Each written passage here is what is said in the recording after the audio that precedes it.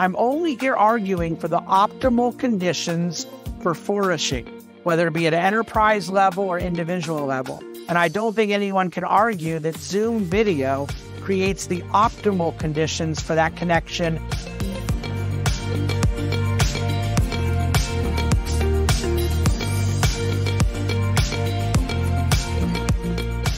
Welcome to Acton Line, a product of the Acton Institute for the Study of Religion and Liberty. I'm Eric Cohn, executive producer. In this episode, we're bringing you a debate from our recent Business Matters 2023 virtual conference.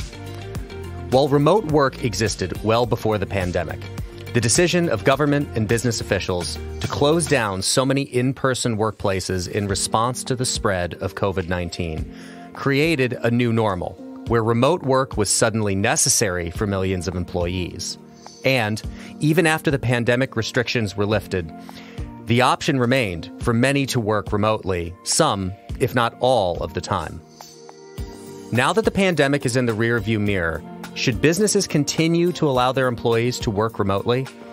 Almost all employers and employees have wrestled with this question in some way. More and more job seekers are expecting remote work flexibility, and COVID-19 lockdowns greatly accelerated this trend. But are employees really as productive working from home? And does remote work hurt company culture? Or could hybrid and remote options make businesses more successful? David Bahnsen, founder of the Bahnsen Group, argues that remote work should be minimized to the greatest extent possible. Dr. Raj Choudhury, professor at Harvard Business School studying the impact of remote work on the business world, argues that businesses should embrace the hybrid and remote options. You can find additional resources in the show notes for this episode, as well as find previous episodes of Acton Line on our website at acton.org/actonline. And if you like this program, you can help us reach even more listeners by sharing it with a friend and leaving us a 5-star review on Apple Podcasts. We welcome your comments as well. Acton Line is available on Apple Podcasts, Google Podcasts, Spotify, or wherever you listen.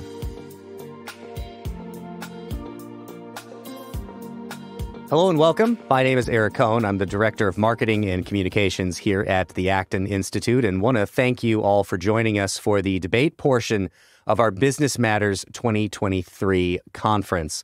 Our debate question today is, should businesses embrace remote work? Certainly an important topic that reflects the changes in the work environment that have transpired really since the beginning of the COVID-19 pandemic. And really, I think an important one to follow on the talk that you just heard on building a culture that attracts talent. Part of building a culture that attracts talent, attracting talent, creating a working environment is going to be addressing questions like remote work.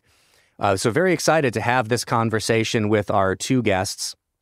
On the pro side of this, Dr. Raj Choudhury is the Lumri Family Associate Professor at the Harvard Business School. On the con side of the question, David L. Bahnsen is the founder, managing partner, and chief investment officer of the Bahnsen Group, a national private wealth management firm with offices in Newport Beach, New York City, Nashville, and Minneapolis, managing over $4 billion in client assets. To set the stage for this conversation, I want to give you some numbers here that paints a picture of what the current work environment looks like and how it has changed roughly 2019-2020 through now. Census data between 2019 and 2021 indicated the number of people primarily working from home tripled from 5.7%, or roughly 9 million people, to 17.9%, or about 27.6 million people.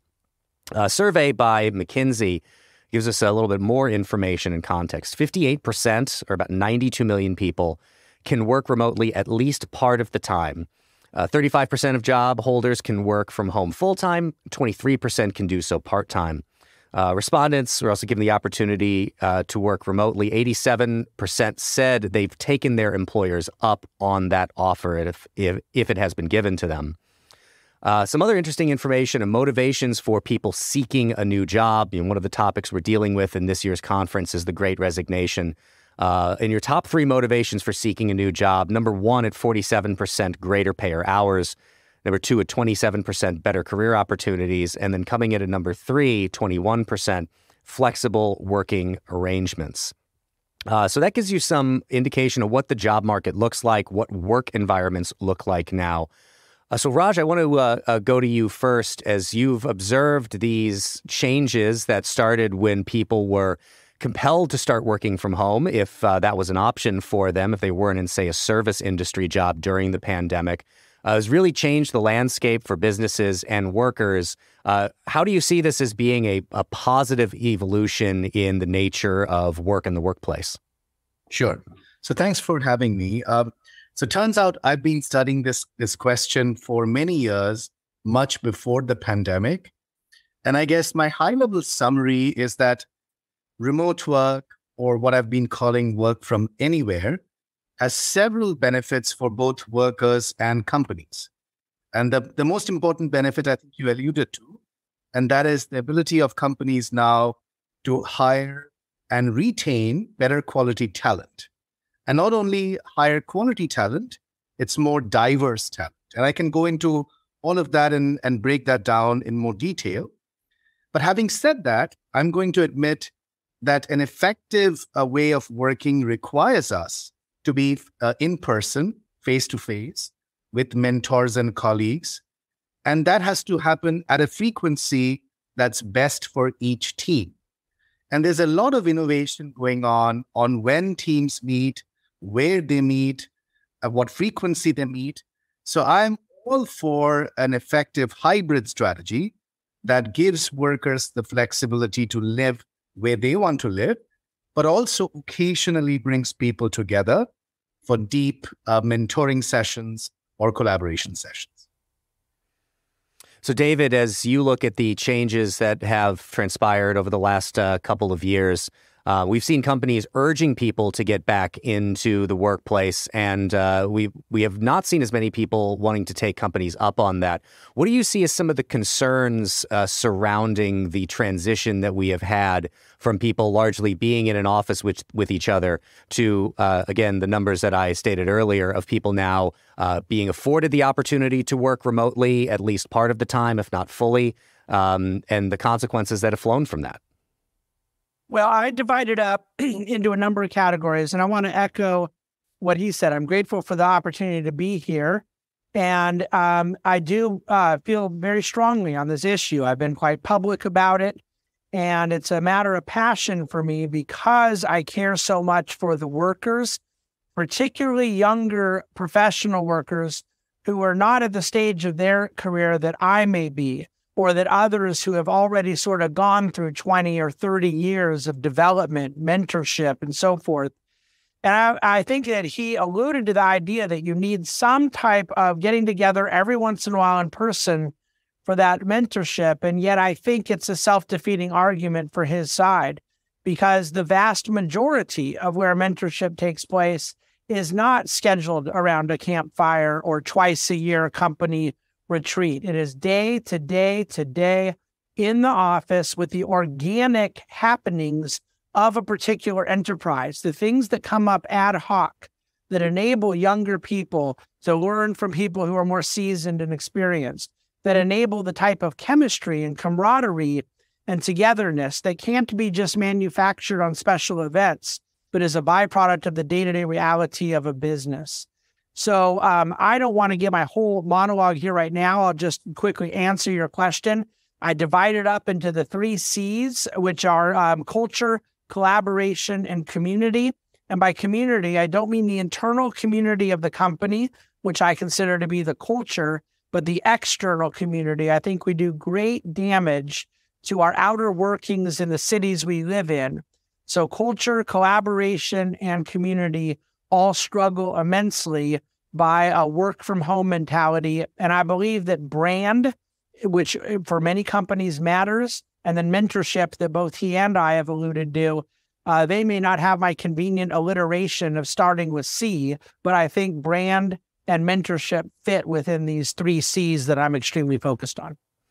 David, how do you consider the rise of technology that allows people to connect really at any time from anywhere.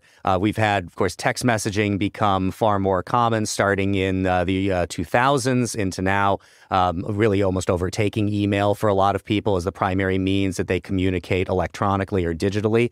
I think there is a bit of an irony that this conversation we're having is being facilitated using Zoom, which is the way that so many people have been able to connect when they were not sharing an office space together. Do you think that it is impossible for those kinds of technologies to facilitate the organic, ad hoc kind of stuff that you were talking about? Or is it just, does it do so, but it doesn't do a good enough job of being in the same space as people? What are your thoughts on that? Yeah, I would like to point out that the irony is thankfully not exacerbated by if I were actually recording from my home right now. I am in my real life studio and my real life office, and it appears Dr. Raj is at a home office or library of sorts. So we're at least both being consistent in our aesthetic today with our viewpoint. But I would put the word connect in air quotes, Eric, the way you're using it, because I fundamentally disagree that people are connecting on Zoom in the way that I'm referring to connection. That moment by which you're walking down the hallway, and I work in investment management, financial services for my traders and analysts and advisors and people that are involved in the supply chain of the business we're in, for example. You cannot achieve that connection by Zoom. And I think the vast majority of people through the COVID pandemic learned the shortcomings of Zoom as a substitute for connection. But I freely acknowledge that technology affords us far more capability than we had without it. That certainly it was functionally sufficient. So there's no part of my argument that says we cannot make it, we can't get by. I'm only here arguing for the optimal conditions for flourishing, whether it be at an enterprise level or individual level. And I don't think anyone can argue that Zoom video creates the optimal conditions for that connection that involves facial expressions, real life interaction, ad hoc moments, emergency situations, other people that aren't on the Zoom call that walk by and get invited in to a conference room rendezvous and so forth and so on. I think you get the idea. Raj and David both, I want to encourage you as we have this conversation to, if something that the other says comes up, feel free to respond to that and not just wait for my questions. But Raj, I want to bring it back to you and, of course, give you the space to respond to anything that David has said already. But how do you respond to what David has said there about the kinds of intimate connections? I remember reading a piece a while ago, and I've been unable to track it down, so maybe I imagined it, so feel free to dispute it if I'm hallucinating this whole story, but that likened the feeling that you have talking to someone over Zoom to being similar to the uncanny valley effect in science fiction, where something that is made to seem human just kind of seems a little bit off to you. Maybe it has something to do with the way that for most people, if you're looking at the video on the screen, the person in the eyes on the screen, you're not looking them in the eyes for what they perceive because your camera's in a different position. How do you react to those, the concerns that David has about the kind of organic nature that doesn't seem to be fully replicated by technology, at least not yet? Sure. So I'll offer like a conceptual argument, and then I'll mention some experimental research that I've conducted, and that helps this argument. So the argument is that, I see the future embracing flexibility for the simple reason that you want to increase the access to talent that companies have. So you don't want to access only the talent that lives in the local neighborhood of the company. You want to essentially make the whole world your labor market. And you want to also hire diverse talent, women, minorities, people with disabilities. And all of these are helped by embracing work from anywhere and hybrid and remote work. But having said that, how do we solve this concern which David is articulating? And I totally agree. How do we make sure that people still feel connected? So there's this conceptual argument that I have parses those connections into two types. We need deep connections with a few people, such as our immediate manager, the immediate team, and then we need a broad set of connections with lots of other people. And think about what the old office did. When we went to the old office and had those hallway conversations that David mentioned, there's research going back to the 1970s. This is Tom Allen at MIT, who showed that those conversations happen within 25 meters of where you're sitting. And so if there's a wall between the two workers, much less likely to happen. If there's a ceiling, even more less likely to happen. And if you're sitting in different buildings, you'll probably never have a hallway conversation. So the implication of that is you are having these conversations with people just like you. So new hires are typically sitting among other new hires. I've never heard a new hire who said, I pressed the elevator button, I went up to the C-suite, I knocked the door of a CEO and said, let's have a serendipitous conversation. But the thing is, we can break those silos in the virtual world. So these broader connections that we seek can happen on Zoom. And we ran a field experiment at one of the world's largest investment banks, where we randomly put together interns and super senior managers. These are people you would never see during the course of your internship. And what we found is that these senior manager virtual water coolers, as we call them, had both a positive effect on the performance of the interns and also their chances of getting a job offer, especially if the intern was demographically similar to the senior manager. So in summary, what I'm saying is that we want to expand our access to talent. We want the talent to be diverse. That's why remote work is good. That's why work from anywhere is good. To, however, manage the problem of connections, we need two kinds of management practices.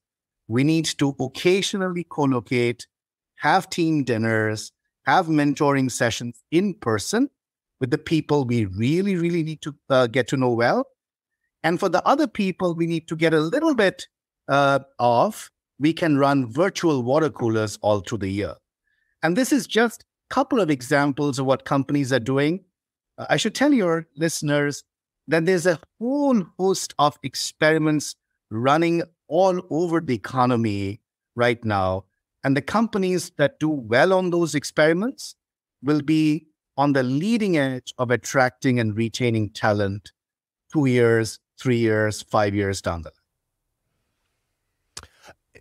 David, do you think that the concerns or the ideas that Raj is raising here, if companies were to embrace the philosophy that you're articulating, are they now cutting themselves off from potential really good talent, people who could do really well for the company, that just happen to live outside of the area where the company happens to be based? Are they going to hamstring themselves by embracing that philosophy, especially when, I mean, in a way, the cat is out of the bag here, right? You know, we may not have wanted this reality that changed the workplace. Certainly in really no way did we want the COVID pandemic, but it happened, changes happened. And businesses, of course, are now looking for how is the best way to respond to that. So if they embrace the philosophy, are they going to limit the kind of talent that they attract, or are they going to increase the cost of bringing in that talent? Because if you now know, as somebody looking for a job, and it's a pretty good market still for people who are seeking jobs, that, you know, maybe I don't really want to relocate to that place and I'll find another job with a different company. So I'm just going to wait and take that job when it comes around.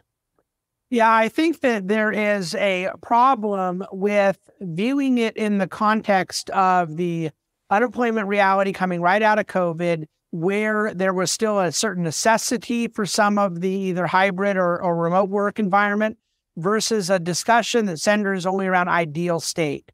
And I expected it would take a couple of years for the whole world to see my side of this, which I fully expect is coming. I believe there'll be very few large companies and very few entrepreneurs that do not agree with me in short order. But I am surprised at how quickly big companies have already reversed that the sort of romantic idea of a more diverse access of employees and less barriers to entry that we would have in a virtual context that already you've seen some of the companies that were most hardline and most almost virtue signaling around their intentions, being a hybrid and remote work friendly, your Disneys and Facebooks and Salesforces and Netflixes that have gone to great length to already reverse the commitments and declarations they made, as they have seen the basic human nature reality of a greater productivity from employees that are present and a greater accountability. That issue about talent is not new. You are talking about company after company in a large sphere that has, from wherever their headquarters are, their central home base, have satellite offices all over the place. My company only has 52 employees, so I'm not the managing partner of a gigantic organization. With 52 employees, we have our main office that I'm sitting in right now here in Newport Beach, California, and satellite offices in Bend, Oregon, Minneapolis, Nashville, and New York City, with 2 more we're going to be announcing shortly.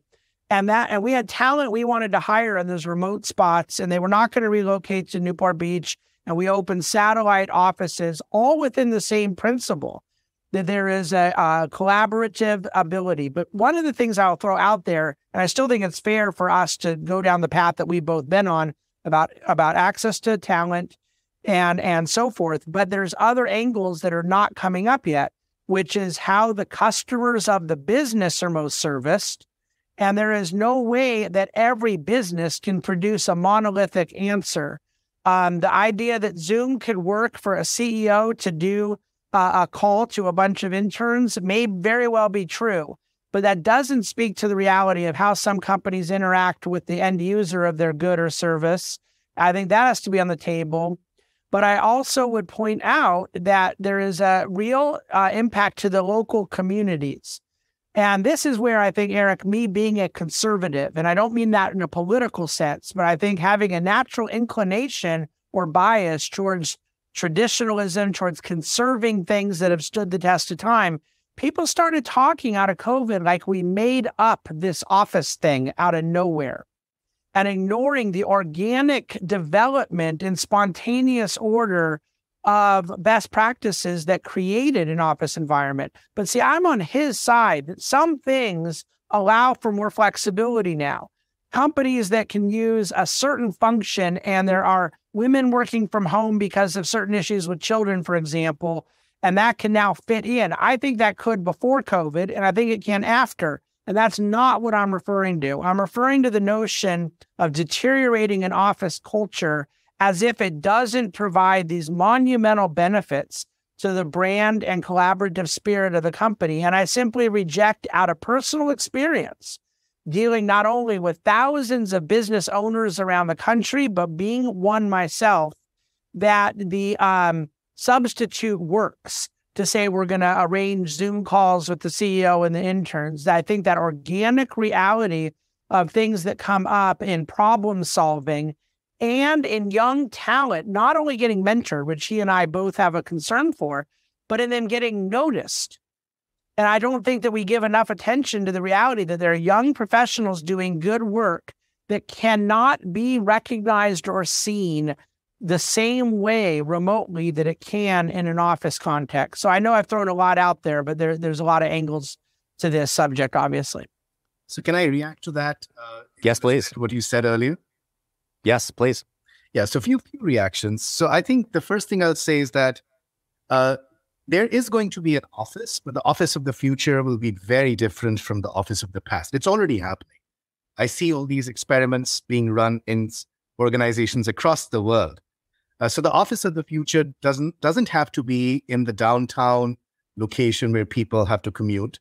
There's a company in Japan which is organizing team calls in railway stations, because that's where it is most efficient for workers to come, commute, and meet each other. Salesforce, for instance, is acquiring ranches all over the country because that's when it's fun for people to come and hang out and cook a meal together and really get to know the team well.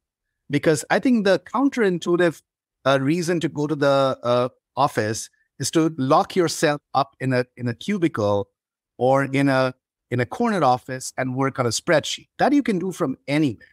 So our purpose of going to a quote unquote office or an offsite should only be social interactions. And those interactions can happen in multiple places. And I see a lot of experimentation going there. Now, on the question of the business cycle and whether this flexibility requirement that you quoted in the survey earlier will hold on, here's my argument.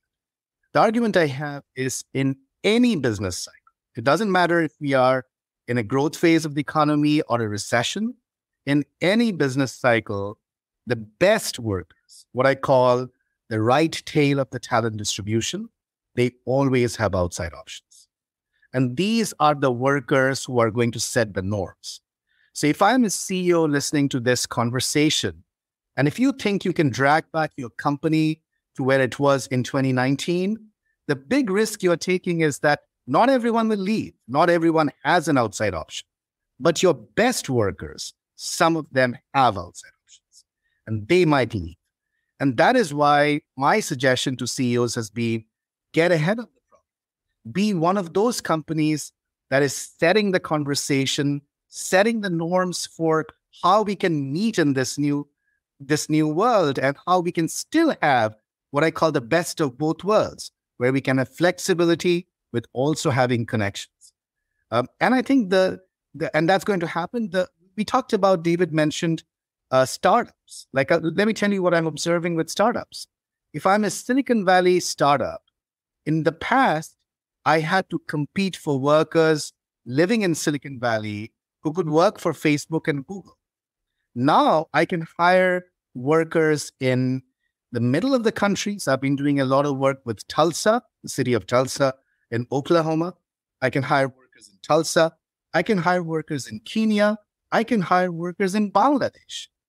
And there's a startup called Mob Squad, which has this really interesting business model of saying, for every foreign worker who cannot get a visa or a green card renewal in the US, Mob Squad helps them to relocate to Canada.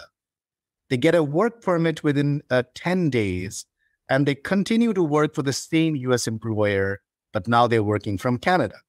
So all these experiments are happening.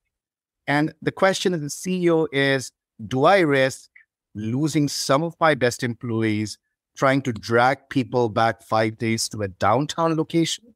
Or do I conduct my own experiments of where people should meet, at what frequency should they meet, and how do I get flexibility but also develop connections? I think that there's a sense in which I want to be careful about neither of us begging the question, because I think when you talk about getting in front of something, we're taking for granted that there is, in fact, a new trend taking place where right now it isn't very possible to confuse the signal out of the COVID moment for a trend into the future. And I believe there's already heavy evidence that this was significantly overthought and overstated, that the productivity measurement of people that went into that, yeah, you can work at home all day in your pajamas and your spreadsheets are just as good, that already significant amounts of employers are concluding that that was a poor idea. And the testing that JP Morgan and Goldman Sachs did, JP Morgan's offices in New York City are right by my offices in New York, and they were allowing a hybrid model where people could pick 3 days a week. And they realized that basically they were giving everybody a sort of 4-day weekend. And they had to start alternating around it. And even now, Midtown Manhattan is absolutely packed Tuesday, Wednesday, Thursday. For all of the doom and gloom predictions about New York City, Tuesday, Wednesday, Thursday feels bigger than pre-COVID New York. Yet Fridays, it's a ghost town as employees just get a head start on a long weekend. I don't believe that's a good social trend. I think it limits productivity. I think it will give a competitive advantage to companies that are still working Fridays.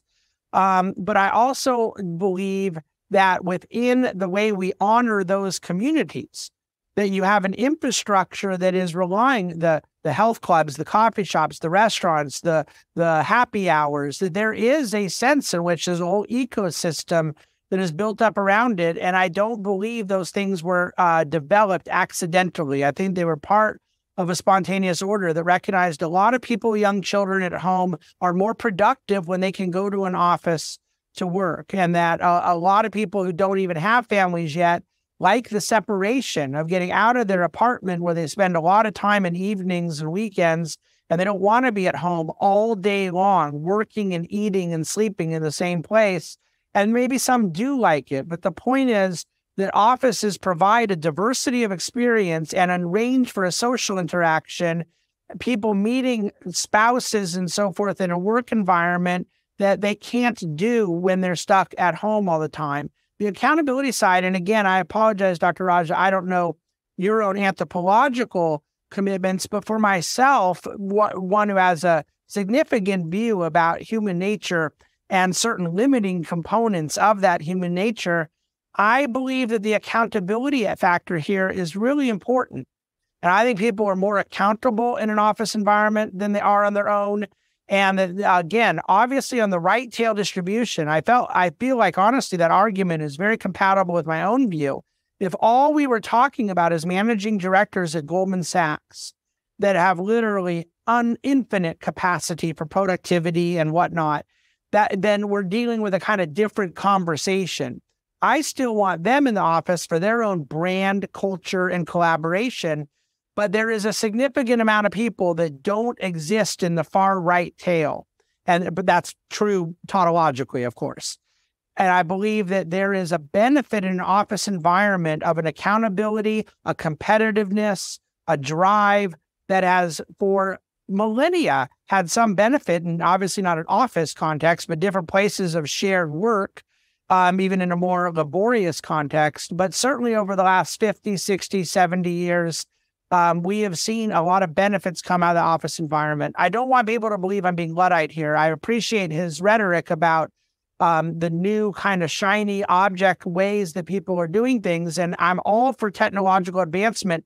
Even if I weren't, it wouldn't matter because those things are going to happen. There will be more use of cloud.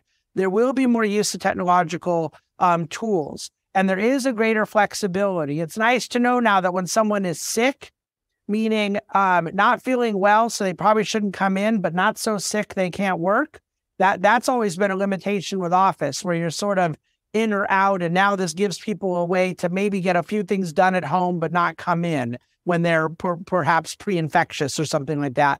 I'm not suggesting that there's no benefits to our ability to do it, but I think that when we look at the overall optimization for especially many service-oriented businesses, that there is a huge advantage to the interaction of humanity that cannot be digitized.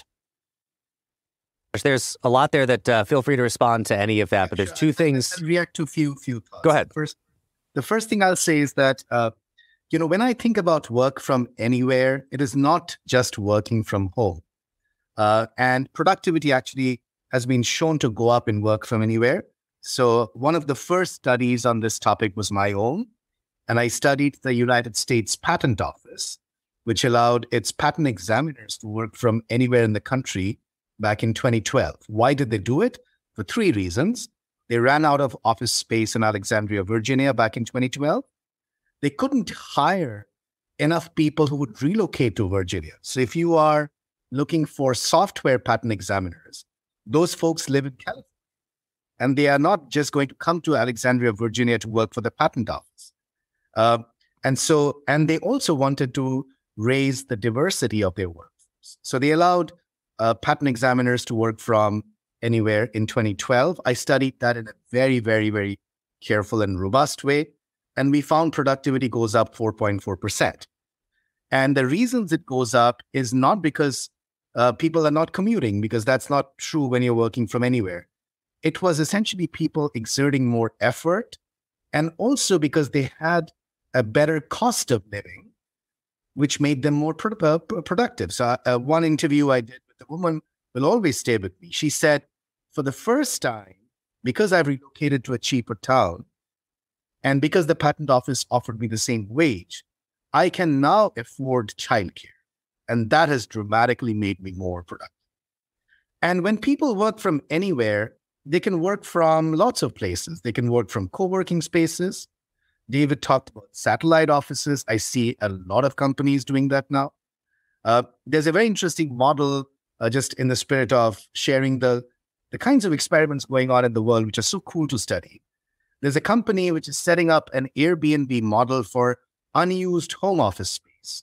So if you have a kid who's just gone to college and his or her desk is now vacant, you can put it on that website, and your neighbor, maybe a working couple, both of them need to have a desk, but they only have one desk in their house. They can rent it out. In the patent office, also what happened was people met in all kinds of places to connect, to share ideas, to share knowledge, and to mentor each other. And so these virtual communities of practice started happening all over the country. They happened in golf courses in North Carolina, in shopping malls in Florida. So people meet. They just don't have to meet in the same downtown location.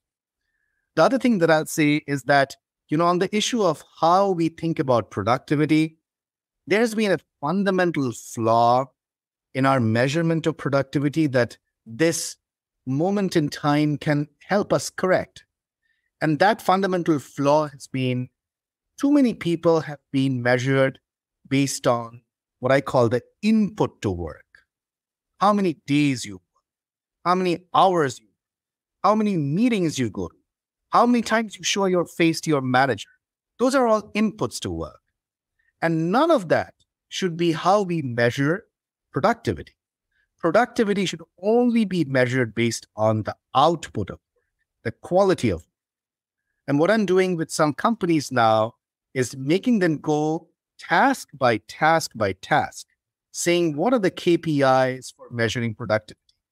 And can you take out the bias of seeing someone more frequently and judging them to be more productive? That's a false confound. And that is not how companies should be measuring productivity. And the minute you do that, you do not penalize someone for doing excellent work, but attending less number of meetings. Because we all have been in meetings which have led to nothing. And we know for a fact, based on research for decades, that in meetings, introverts don't say much. It's the boss and the extroverts who speak. So this whole transition to work from anywhere has led to now asynchronous communication, where we also have to read and write in addition to speaking and listening. It has led to many management practices which should have been reimagined even before this change has happened. So I see all these experiments going on, and I'll reiterate that the right tail of the distribution will force companies to be ahead of the phenomena and not behind. If you want to retain your best workers, better get in line, make this hybrid experiment work, else you're going to lose some of your best employees. I think one could argue, it's funny, you mentioned earlier about startup in Silicon Valley was disadvantaged because they'd have to compete with people who had the option of working at Facebook or Google. And when we now see the tens of thousands of layoffs that thus far are only taking place in the technology sector, it would appear that there is an inverse to your argument I'd consider too, that you're suggesting that the right-end distribution is going to force companies to get in line.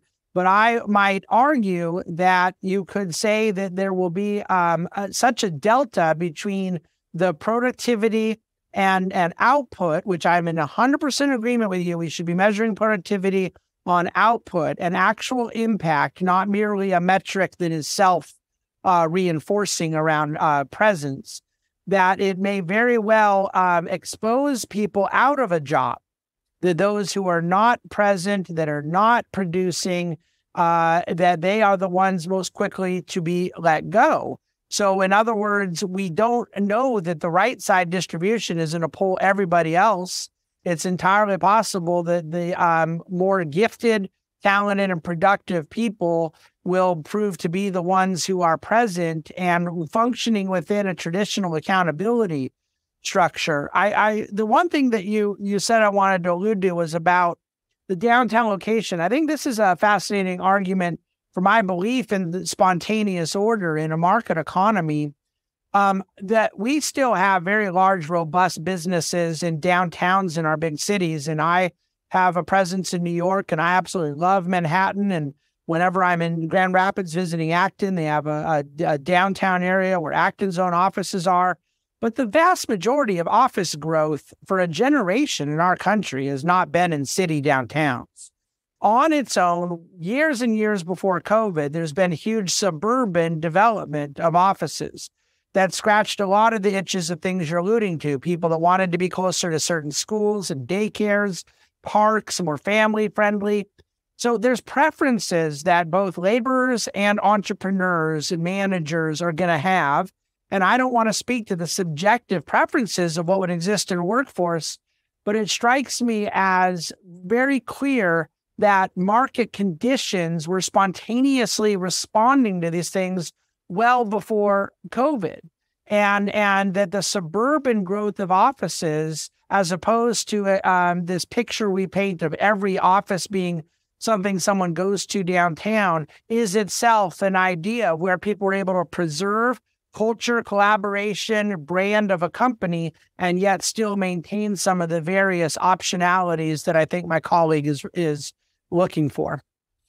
Yes, I can jump in and I totally agree with David. So I know we're debating, but it's okay to also agree so I think this phenomena was playing out well before COVID. A point in a case is like I studied a company called EXP, which was founded right after the 2008 financial crisis. And it's a real estate company, and I've written about it. It's on my website.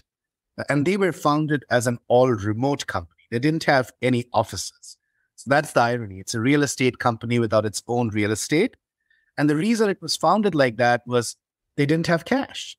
And what the founder realized was because they went the all-remote way, and they used to primarily use a virtual a communication tool called Verbella, which is a virtual campus.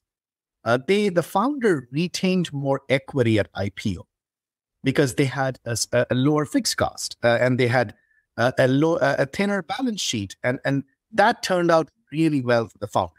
And the same argument has propelled a whole generation of all remote startups. And I've studied many of them. So the first thing I'll say is that it's very important to study what the large companies of today, the Goldman Sachs and the Googles, are doing.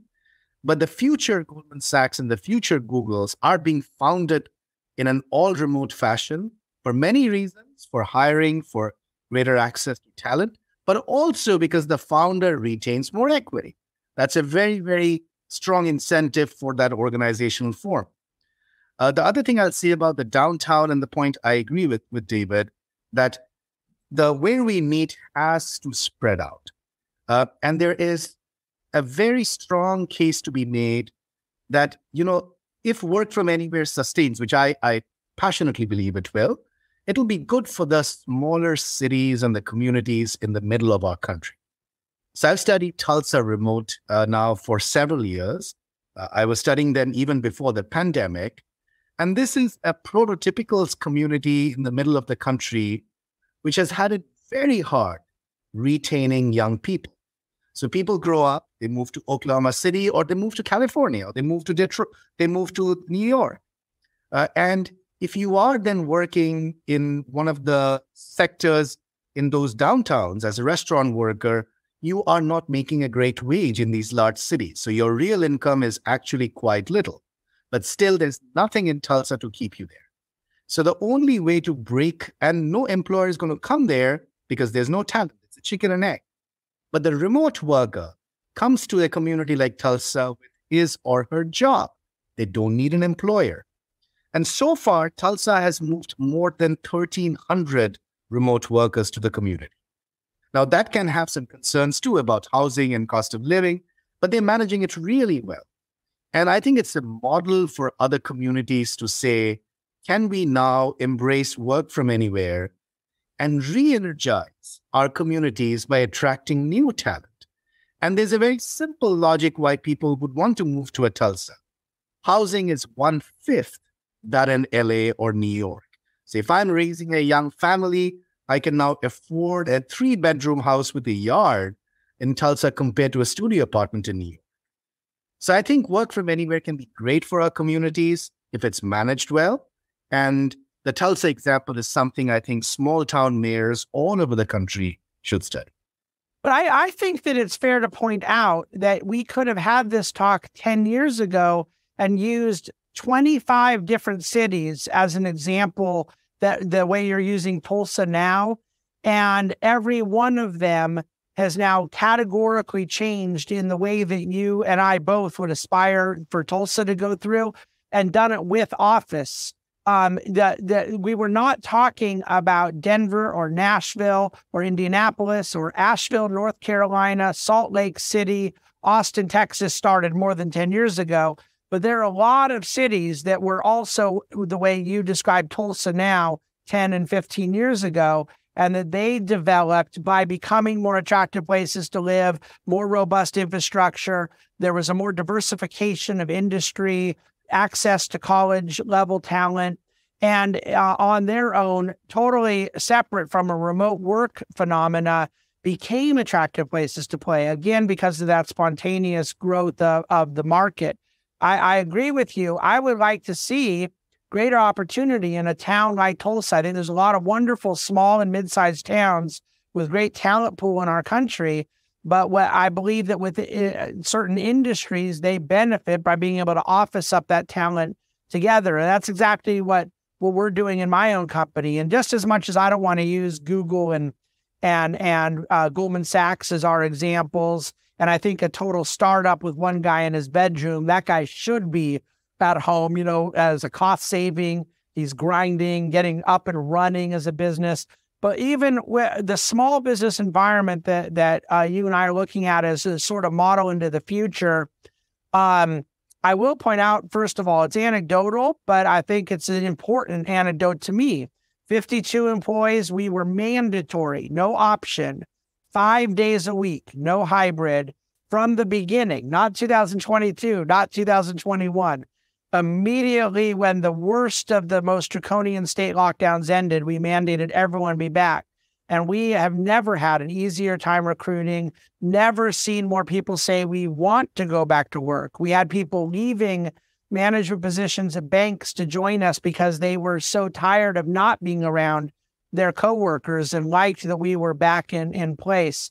So I don't dispute at all, and I know it's true of a younger demographic, and especially in the technology industry where I can tell you have a lot of experience and study, but I would just suggest that it's not monolithic, that there are different preferences and different capacities depending on the type of industry we're referring to.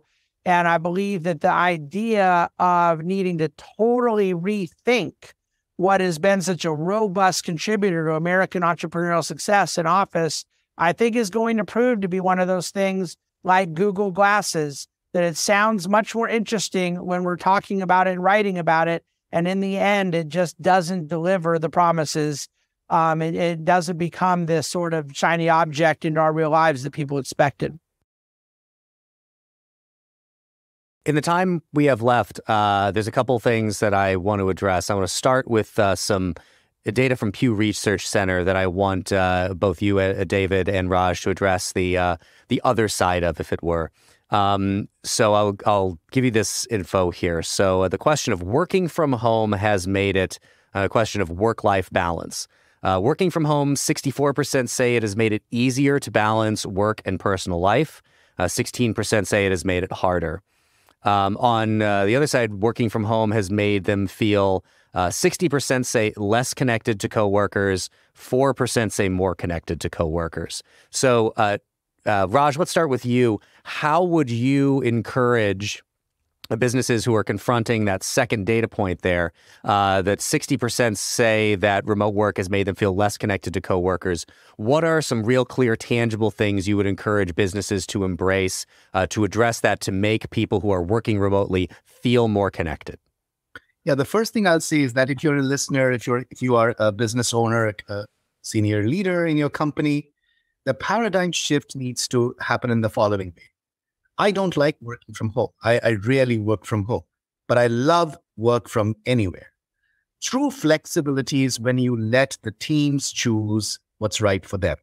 So Work from anywhere could be working from a co-working space.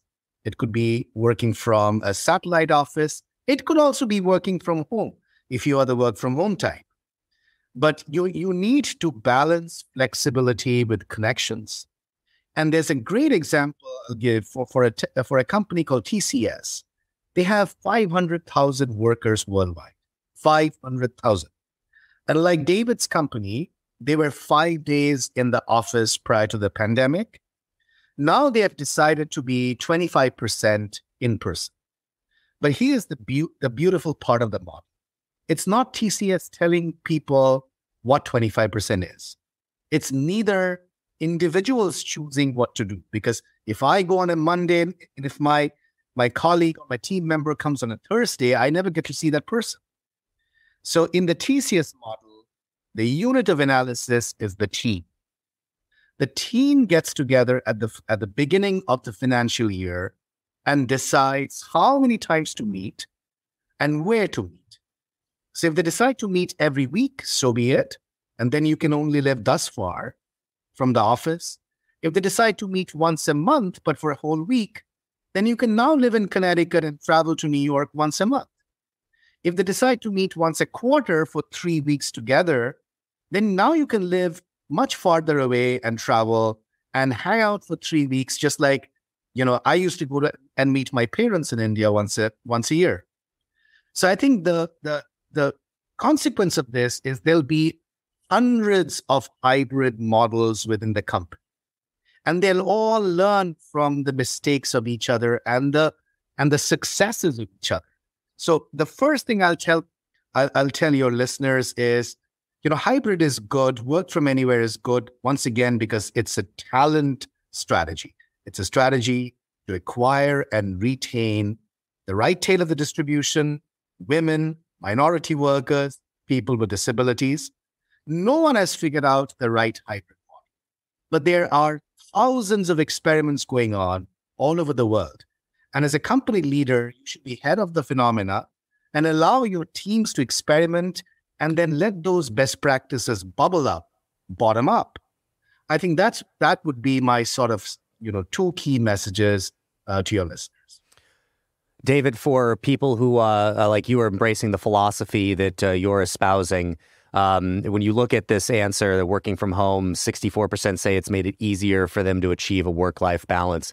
How can companies embracing or who want to embrace your philosophy help workers achieve that work-life balance with them being back in the office on a more pre-COVID schedule? I think part of the problem, Eric, is I don't know what a work-life balance means. I don't know how it's being defined. I don't know that it is measurable. I don't know that the people answering the poll can measure it, but I can say what I know about human nature. And I think some might define work-life balance as being able to stop working whenever they want to go do something else they want, something recreational, go to more kids' soccer practices, things like that. A lot of that sounds lovely to me. A lot of it sounds incredibly counterproductive to the mission of a business. And so while all of us would have to say that we support the idea of greater work-life balance, lacking better specificity, I'm not totally sure that the way some employees may define work-life balance is what's best optimally for an organization. There have also been, by the way, counter studies suggesting that people felt the work-life balance was heavily distorted when they lost geographical separation between where they made spreadsheets and checked emails and did reports and whatnot versus where they had a date and dinner with their spouse and home movie night and so forth. And so I can see both sides to it in practice, but in theory, I would suggest that it's worth leaning into what Nassim Taleb refers to as the Lindy effect. This office notion stood the test of time. It worked through a lot of different evolutions in culture and a lot of technological advancements, and yet there still became a really prized benefit in the physical separation. As far as the work from anywhere context, which I appreciate what he is saying, but again, I think that at Starbucks and the train station and vacationing around the world in different spots. It's wonderful that modern technology is giving people the ability to still do something. But I think there's a real danger we fall into that could be a bit elitist, of believing that all businesses are on a cutting edge of a particular technological objective, where there are many businesses that are still deal businesses. They're doing a deal. They're working with people. And this is where I noticed a big company like Blackstone in New York City, a lot of their back office, accounting, operations, there were plenty of functions that were not needed in the office during the height of the COVID moment, and they got by. But even their deal teams that are involved in M&A, interviewing other businesses, trying to get to know people, there's a reason that when you're going to buy someone else's company, you take them out to dinner. You can't do a Zoom call and decide if your culture is going to be compatible. There's that relational human element. And I would humbly suggest that some of the overconfidence, the technology can solve all these things in a post-office environment, are leaning heavily into technology at the expense of what we know about human dynamics, human interaction and community. And I would be very cautious about that. In the couple minutes that we have left, I'd like each of you to take about 1 minute. And for the people who are listening to this, who are business people, business leaders, people who could be in positions to make decisions about hiring talent, about what the culture of their company is going to look like and how it is going to embrace or not embrace a hybrid or work from anywhere philosophy. Take about a minute and best summarize the argument for your perspective on this. Raj, we'll start with you. Sure. Thank you. So thanks for having me again. What I'll say in summary is that we can frame any situation or any moment in time as an opportunity or as a threat. I would request business leaders to frame this moment in time as an opportunity. This is a unique opportunity for us to access talent that lives far away from us, to make talent more diversified to the ranks of the organization. And what it needs is good hybrid practices. There'll be good hybrid, there'll be terrible hybrid. And we are still in the process of building the plane as we are flying it. So I would urge you to be ahead of the phenomena, embrace this new world, because your best workers will demand it. And if you don't offer this flexibility, they'll be poached by competitors. And how to make it work? We're going to take years to figure this out. And join the party rather than being a laggard, which loses a lot of talent and then is forced to adapt. Yeah, I'm very grateful that that hasn't been my experience, that we've grown our business with record years over the last several years while our competitors have been working from home. And so I hope that his prediction continues to be something different for our own experience. But of course, that's anecdotal. And I think I'm trying to talk more philosophically. And I have a great deal of respect for the research he's done and the position he's articulately presented today. But I would start with the concern and caution for business owners with this heavy favoritism towards letting your employees pick. Let them decide what is best for them. You have people in your organization that you can empower to make certain decisions, and people that you cannot. We don't let employees pick their own salary. We don't let employees pick every nook and cranny of what the lunch plan will be and what the dinner cafeteria will offer. There are limitations around the business that must serve the greater good of the organization. And I think there's too much focus on what's best for the talent in this discussion and not nearly enough focus on what's best for the customers. The customers benefit from a strong company culture, a collaboration amongst different departments that is not relying on a proactive Zoom call, but benefits from organic, relational opportunity. You build a brand that way, and you build it through shared experiences. You can still have shared experiences in a hybrid or remote model, but they're limited. You're cutting yourself off from one of the greatest things that creates company growth over time. I think that those main categories I provided about mentorship, brand, culture, and then finally that accountability. I know there are people on the right tail who are abundantly accountable and self-sufficient to produce wherever they are. But we are dealing with a very large labor force in America and a lot of people that become better versions of themselves when they work in an accountability structure like an office. And I think that those principles have stood the test of time. And I truly believe that the predictions that everyone's going the other way are in fact going to prove very much the opposite. That we're going to look back on this period of time, that we're grateful we learned that we can function, but we really reinforced how optimally we can perform in a work from office environment. Well, thank you very much both for your time and for sharing your wisdom and perspective on this very important issue. Dr. Raj Choudhury, a Lumri Family Associate Professor at the Harvard Business School, and David L. Bahnsen, the founder, managing partner, and chief investment officer of the Bahnsen Group. Thank you so much for taking the time to be with us today. Thank you. Thank you. As always, thank you for listening. Our team loves putting this podcast together for you. It's encouraging to hear from our listeners. Feedback is incredibly important to us because it lets us know what you'd like to hear more of, including the kinds of topics you're interested in most. If you have comments, feedback, or ideas for a show topic or interesting guest, you can email our team at producer@acton.org. Until next week, for Acton Line, I'm Eric Cohn.